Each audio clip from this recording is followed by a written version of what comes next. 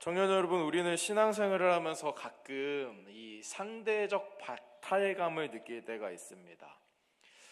나와 이렇게 대학을 같이 다녔던 친구가 어느새 이 취업을 했다는 소식을 듣게 되고, 또 한편으로 나보다 공부를 안 한 것 같은 신앙생활도 전혀 하지 않았던 친구가 어느새 나보다 한 발 앞서가고 심지어는 성공하는 모습을 보면서 이게 잘 되고 있는 걸까? 나는 뭘 하고 있는 거지? 이런 생각을 할 수가 있죠. 그리고 요즘에는 뭐 코인이나 주식이 대박 나가지고 막 벌써 막 파이어족이 됐다더라, 이런 소문으로만 들려오는 모습들을 보면서 뭔가 상대적 박탈감을 느끼기 너무 쉬운 사회인 것 같습니다. 그들의 모습을 보면서 하나님 없이도 뭔가 승승장구하고 또 거칠 것이 없어 보이는 그들의 모습을 보면서 하나님을 믿는 나보다 더 빨리 자리를 잡고 나보다 더 빨리 리더의 자리에, 성공의 자리에 가는 것 같아서 씁쓸한 마음도 듭니다. 여러분, 이럴 때 우리는 어떤 질문을 하게 됩니까? 하나님, 너무 불공평한 게 아닙니까? 하나님을 믿는 나는 왜 이렇게 제자리에 걸음인 것 같고, 열심히 헌신하고 또 시간을 드리고 예배하고 교회 생활에서 나는 이런데, 하나님을 믿지 않고 자기 멋대로 사는 저 사람들은 왜 이렇게 빨리 앞서 나가고 성공하는 것 같습니까? 라는 질문을 하게 됩니다. 우리는 흔히 이 성경을 읽으면서 믿는 자는 승리하고 믿지 않는 자는 망한다 라고 배웁니다. 그런데 우리 눈앞의 현실들은 어떻습니까? 그런 경우도 물론 있습니다. 그런데 그렇지 않은 경우도 굉장히 많은 것을 우리가 봅니다. 이러한 괴리감 때문에 하나님을 믿는 신앙에 대해서 회의감을 느끼는 청년들이 많이 있다는 걸 알고 있습니다. 오늘 본문 말씀 창세기 36장 15절부터 43절 말씀에 이러한 고민에 대해서 생각해 볼 수 있는 내용들이 등장해야 한다고 생각을 합니다. 항상 족보가 들어가면 참 저도 설계하기 힘들고 여러분들도 좀 지루할 수가 있고 우리 회장님 읽느라고 고생하는데, 오늘 족보에는, 명단에는 어떤 내용들이 좀 등장을 하는지 한번 살펴보도록 하겠습니다. 먼저 오늘 본문 말씀 15절부터 19절에 쭉 보면 가장 많이 반복되는 단어가 있는데요, 담임 목사님께서 늘 얘기하시지만 반복되는 단어를 찾아보는 게 좀 중요합니다. 무엇이 제일 많이 반복될까요? 15절부터 19절 사이에. 정답입니다. 박수! 중고등부 박수! 점수 주세요 하고 싶지만 저는 점수가 없습니다. 네, 족장입니다. 족장. 여기서 말하는 족장은 우리가 그냥 생각하는 이런 어디 약간 미개한 민족 그런 데 가가지고 막 우가 우가 하고 있는데 거기 한 마을을 대표하는 약간 할아버지나 이런 어르신 정도로 딱 생각이 들잖아요, 족장이라는 단어를 들면. 근데 사실 여기서 말하는 족장은 한 가문을 대표하는 어르신 정도의 의미가 아닙니다. 여기서 사용하는 족장이라는 단어는 히브리어로 알루프라는 단어를 쓰고 있는데요, 이 단어의 뜻은 장군, 군주, 지배자, 지도자, 우두머리, 이런 의미입니다. 그래서 족장이 있다 그러면은 와, 진짜 대박 힘세고 아주 대단한 그런 나라의 모습이구나, 이렇게 생각을 해볼 수 있는 겁니다. 그래서 여기서 족장이라는 단어를 썼다는 것 자체가 굉장히 체계적으로 세워진 시스템 안에서 군사적인 힘도 있고 정치적으로 통솔력도 갖고 있는 단체가, 모임이 있구나라고 이해할 수 있는 것입니다. 결국 우리는 이 족보를 통해서, 지금 이 족보가 앞에 부분 담임 목사님 설명하셨잖아요. 누구의 족보죠 지금? 에서의 족보가 쭉 이어지고 있잖아요. 에서의 자손들이 벌써 족장이 있을 정도로 이렇게 많이 발전하고 체계적이고 군사력도 가졌고 통솔력도 가지고 있구나 라고 생각해 볼 수 있는 겁니다, 이 족보를 통해서요. 또 오늘 본문 말씀 후반부에 가서 31절부터 43절 말씀에 보면 에돔의 왕의 이름이 이렇게 하나하나 기록되어 있는 것을 볼 수 있습니다. 그런데 성경은 왕들의 이름을 나열하기 전에 31절에 이렇게 약간 밑밥을 깔듯이 하는 얘기가 있는데요, 31절 말씀 한번 같이 읽어보도록 하겠습니다. 한번 성경 찾으시면, 제가 준비를 못했습니다, PPT를. 그래서 한번 찾으시면 31절 말씀 함께 읽어보도록 하겠습니다. 시작!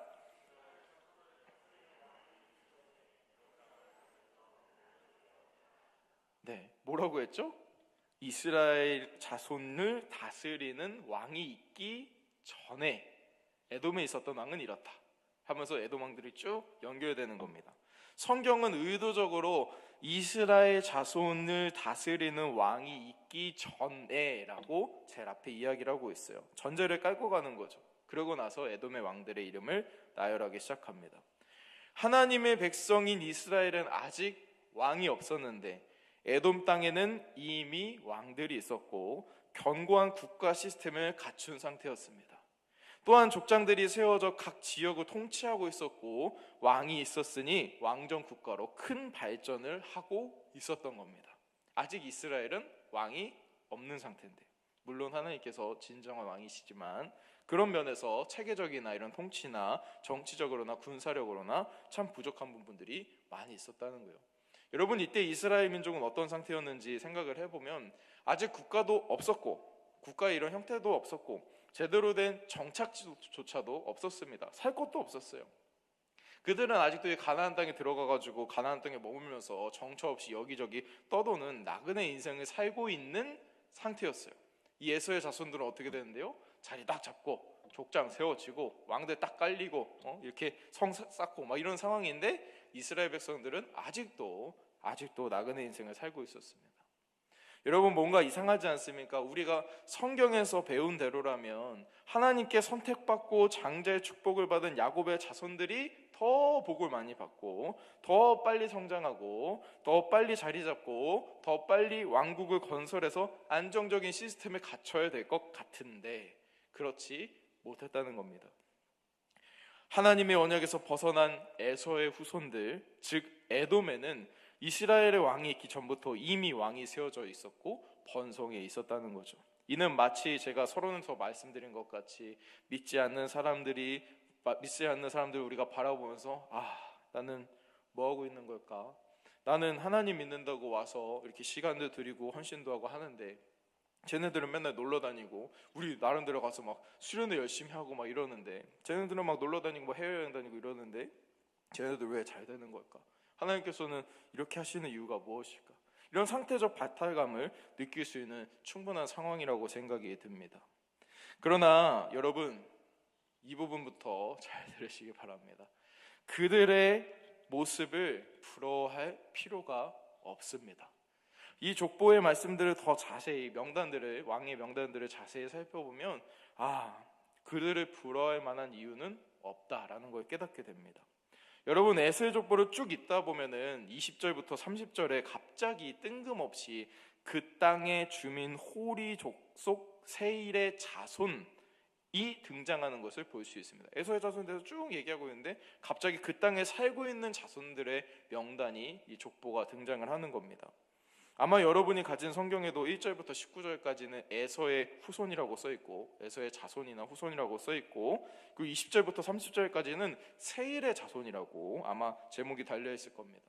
왜 성경은 에서의 족보에 갑자기 전혀 상관도 없어 보이는 다른 민족, 그 땅에 살고 있는 사람들의 족보를 무려 10개의 절에 걸쳐서 길게 자세히 나열하고 있을까요?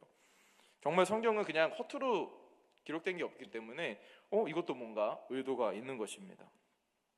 왜 이렇게 작성했을까 생각을 해보면 그것은 이방 사람들과 결혼한 에서의 죄를 보여주기 위한 것이다 라고 저는 말씀드리고 싶습니다. 이방 사람들과 마음대로 결혼하고 그들과 섞였었던 이 에서의 죄를 보여주기 위한 이 족보의 모습이라는 겁니다. 하나님께서는 뭐라고 얘기하셨죠? 가나안 땅 들어가면서들 진짜 많이 얘기하셨죠. 강조 너무 많이 했잖아요. 가나안의 이방인들과 결혼하지 말라라고 진짜 많이 얘기했어요. 성경은. 그렇죠? 그 이방인들이랑 섞이지 마. 다 멸절시켜버려. 진멸시켜버려. 너희 걔네랑 섞이지 마. 말도 섞지 마. 다 아예 뭐 짐승이든 뭐든 간에 다 밀어버려. 이렇게 명령을 늘 하셨었죠. 그들과 섞이면 정체성도 잃고 하나님을 떠나서 우상을 섬길 것이 뻔했기 때문에 하나님께서는 이 부분을 굉장히 강조했어요. 그렇죠? 그래서 아마도 이 에서의 부모님이었던 이삭과 리브가도 이거 잘 알고 있었을 것입니다. 그래서 아마도 이 야곱이랑 에서한테 어렸을 때부터 계속 교육했겠죠. 야, 가나안 이방인들이랑 절대 결혼하면 안 돼. 하나님께서 그렇게 말씀하셨어 라고 신신당부했을 거예요. 그래서 에서는 이방 사람들과 결혼해서 안 된다는 하나님의 말씀을 당연히 알고 있었을 것입니다. 그런데 여러분, 에서가 어떻게 했습니까? 보란 듯이 이방인들과 결혼을 하고 그 족보가 에서의 이 족보에 이어져서 나올 정도로 그렇게 막 뒤죽박죽 섞이는 그런 모습을 보게 됐다는 겁니다. 에서는 왜 하나님의 말씀에 불순종하는 죄를 저지르면서까지 이 이방인과 결혼을 계속해서 진행했던 것일까요? 그것은 하나님을 버리고 세상을 추구했기 때문이라고 전 말씀드리고 싶습니다. 왜 굳이 이방인들과 막 계속 섞이면서 하나님 말씀 뻔히 어기는 거 알면서도 왜 그런 짓을 했을까? 하나님을 버리고 이 세상의 성공만을 추구하는 에서의 모습이 있었기 때문입니다. 에서의 자손들이 야곱의 자손들보다 더 빨리 발전할 수 있었던 비결은 사실 외부와의 경계를 허무는 것에서부터 시작이 되었습니다. 여러분, 야곱은 하나님만 바라보며 거룩하게 구별되었어요. 세상과 섞이지가 않았어요. 그런데 이 에서는 외부와의 경계를 허물고 세상과 섞이는 선택을 했던 겁니다. 나의 정체성이나 하나님의 말씀을 지키려고 노력하는 것이 아니라, 구별되려고 하는 것이 아니라 외부의 사상을 받아들이고 그들의 문화를 인정하고 그들의 신을 함께 섬기고 그들과 통혼하여서 피를 섞으면서까지 급격한 성장을 이뤄내게 된 것입니다. 자기들끼리만 이렇게 있으면 발전하기 쉽지가 않죠. 이 정도까지 돼 있네? 받아들이고, 이 정도까지 돼 있네? 받아들이고. 다른 사람들이랑 이방인들과 계속 섞여가면서 큰 발전과 성장, 말도 안 되게 빠르게 성장하는 그런 모습을 가지게 된 것이란 겁니다. 청년 여러분, 이를 현재 우리의 상황에 빗대어 보자면 이 정도로 생각할 수 있겠습니다. 직장에 들어갔는데 상사가 부당한 지시를 내려요. 그럴 때 우리는 두 갈래 길에 서게 되죠. 이건 아닌 것 같습니다. 상상 속에서만 하는 거 아니죠? 이건 아닌 것 같습니다. 이거는 뭔가 잘못되고 있는 것 같아요. 이렇게 얘기할 수도 있고, 그러면서 거부하는 거죠. 또 반대로 네, 알겠습니다, 그렇게 처리하겠습니다 라고 말하면서 타협하는 쪽으로 갈 수도 있어요. 그렇죠? 눈 딱 한 번만 감고 상사의 지시대로 하면 여러분 어떻게 됩니까? 이 친구 융통성 있네, 말이 좀 통하는구만, 사회생활 잘하는구만, 이러면서 눈에 들게 되겠죠. 근데 만약에 상사의 부당한 지시를 거부하게 되면 이 친구 진짜 꽉 막혔구만, 융통성이 없네, 너만 깨끗하게 그렇게 할 수 있을 것 같아? 이러면서 비난을 받고 그때부터 실제로 직장 생활이 어려워질 수도 있어요. 또 여러분, 회식 자리는 어떻습니까? 여러분, 술 드시는 분 없으시죠? 넘어가겠습니다. 술 마시는 자리에 딱 생겼는데 이 비슷한 문제들 생길 수 있지 않겠습니까? 딱 한 잔만 마시면 될 텐데, 그냥 분위기만 맞춰주면 될 텐데, 교회 다닌다고, 예수님 믿는다고 이거 안 마시면은 더 문제가 커질 것 같은데, 이 분위기 어색해지는 거 어떻게 할 거예요? 그렇죠? 아닌가요?